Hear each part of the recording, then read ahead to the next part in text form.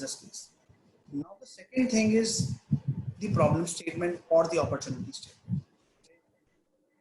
A good or an effective problem statement should have one formula, which is 4W1H. You can see it on the screen.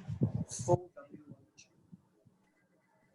which is First of all, first W is what is wrong or not meeting a customer need, whom it is impacting, what is the impact, and what can we do now. And H is how big is the problem. So if these four components are mentioned in the problem statement, you would call it as a perfect problem statement. So we'll take certain examples that will clear your questions. But as I said again and again, problem statement or anywhere during the define phase, we should not mention the potential cause or potential solution, because right now we are defining the problem. If you give a, I'll tell you what would happen. If you're writing a business case or if you're writing a problem statement, if you mention that, sir, this is the cause, due to that the employee attrition is very, very high. Let's say he mentioned a cause like no growth opportunities and there is no better increment. Then the leader would say, why you want to do a project? You already know those causes. Go ahead and work on it and show me the result. Thank you for your time. In that case, you will not get an opportunity to work on the project. Even though you have some hypothesis, you have certain assumptions, which you can think is leading to a problem, you would not like to jump the gun, because in the black belt project or in the green belt project, we would learn those techniques which would help us to make decisions, which would help us to conclude statistically significantly whether this particular cause has an impact to this one. So that is a logic why we say that we should not mention. Okay. Now let's take an example here.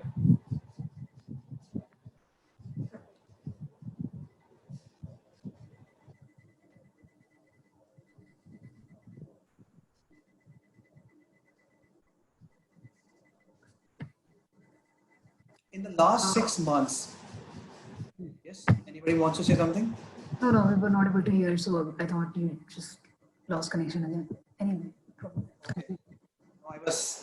I was just giving you guys some time to understand, to grasp the concept. That's all I was taking.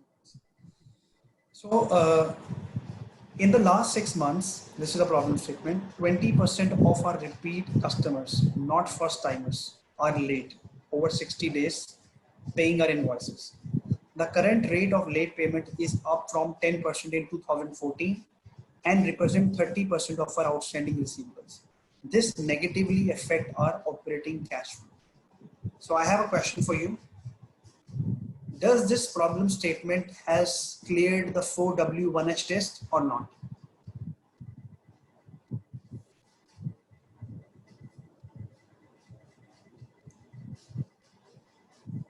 Yes, covered.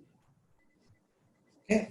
If I would have compared this problem statement with this problem statement, if you walk up to your project sponsor and say that, sir, I have a problem in hand, no CTQ, nothing.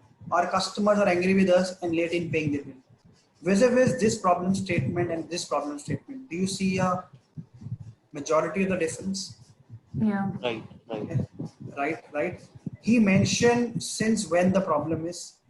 He mentioned how big is the problem. He mentioned what is the impact. He mentioned who is getting impacted, and it has mentioned everything. So cash flow is, and you all sound professional, we all know cash flow is one of the bottom line of any organization. Okay. Although if he would have mentioned that how much is a cash flow getting impacted, it would have make a stronger business case, but he or she should have mentioned this in the business case itself. That's why it's not mentioned here. Okay. The difference between problem statement and business case, if you have this question in your mind, I would like to clear that. In the business case, we would majorly focus on the scope of the project, what is the need and what are the consequences. But in the problem statement or the opportunity statement, we mention the figures, the fact and figures, and mention the 4W and 1H. So if this is how you are going to draft the problem statement or the opportunity statement, you would certainly be able to make an impact in the eyes of the stakeholder. So let's take a test here. What do you think would be the CTQ here? Simultaneously, I have one question. So when you say that for this, but for a problem statement, we are mentioning the facts and figures, and we are doing that 4W and 1H. But in business case, also you suggested that we need to at least have the the historical data when we are talking about the need of the project and some facts and figures also. So how then the business case and this problem statement where we are mentioning the numbers in both the cases, how they are then different? Like we are almost at the similar kind of an area, right? Yes, yes. So if you have such a scenario where you don't have a lot of things to look at, you can always combine your business case and problem statement together. Okay, make it a larger view and mention everything. But if you want to understand from the concept that why we have two different components in the project charter, the business case focus on the overview view, which talks about that what is this process all about, why are we doing this project, wherein you don't want to mention a lot of fact and figures. Okay, but yes, it should be ready with you, because the stakeholder first wants to look at what is that opportunity you will be mentioning, and mention what could be the consequences of doing it, not doing it now. In the problem statement, though they have mentioned that what is the impact of not doing it now, but they have not given that kind of a weightage. They have not given that kind of a number here, that this would impact maybe 50 million of my cash flow, 100 million of my cash flow. Okay, so if you don't have much impact to mention on, if there's only one, then you can combine business case and problem statement. Okay, but in a business case, in a nutshell, it is a need, it is an overview. So it should be in a sequence: overview, need of doing this project now, and what are the consequences. And in the problem statement, how big is the problem, since when is the problem, who is getting impacted, how big is the problem, and why it is an urgency to do it now.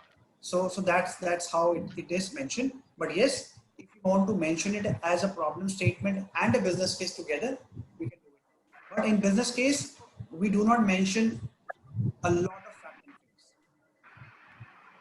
figures. Okay. Okay. Thank you.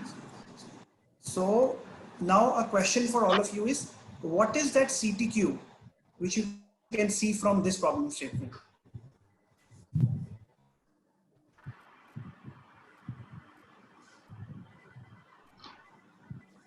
Improving the payment cycle. Delayed payment receipts.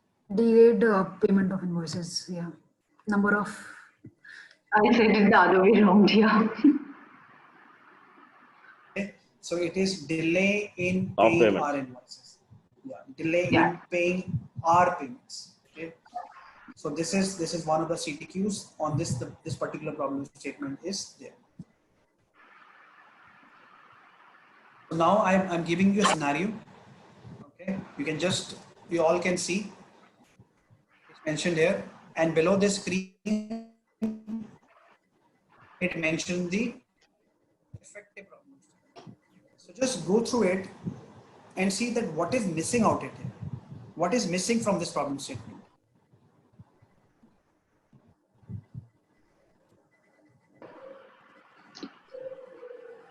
The facts and figures, they're saying the average turnaround time has grown. Okay, no, it's there. Simar, it says that it has grown by an estimated 7 days. Okay. It is saying 7 days, yeah. I also saw that. Okay. What else? But there are not lot of information, many applications and like many applications, like how many out of how many application we are talking of, how many number of applications, so that we can judge that it is a problem. Okay. The numbers are not very clear. Okay. And the advisors are becoming frustrated. It doesn't say how much percentage of them, as in just advisors, as in what is the impact, as in how big is the advisor base or something. So the impact is not very clear here. So, Okay. Not only that, adding on to your point, it says that when advisors are frustrated because it is leading to delays in the approval. So in the first line, it is shown that it is an estimated 7 days, but from what? So now we know that it's a delay and the delayed timeline is 7 days. So it is delayed from what timeline? Like that is also not given, so that we can compare and understand that what exactly is happening. Okay. the difference is 7 days. That means that the delta value which is creating the problem is 7. So Yeah, but we don't know from what to 7. Okay. In this What? problem statement, What else? it's already determined as in what is causing the problem. So, like, it doesn't need much, it doesn't need a black belt project at all. As you said, when you present it to a senior managing person, will say, okay, yeah, then go and do this,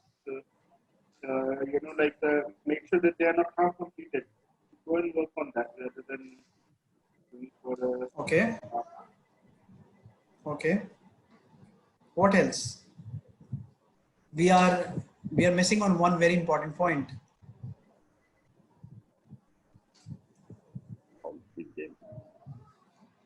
All the points are correct. There is one more point. Let's see who says it. Maybe you might have said it, but I couldn't understand. I couldn't hear that. Anything which I have not heard.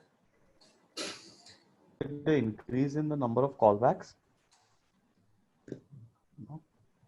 Maybe why they are being. Here the customer feedback is not mentioned. Okay, the customer feedback is not mentioned. So what percent or what quantities have completed? Sorry, your voice is breaking. What percentage of the applications are half completed? What percentage of the application are half? Let's look at it now. Let's look at it. Now look at it.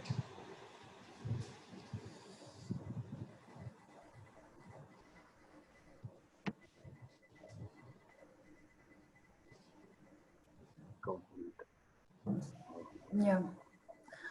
Android.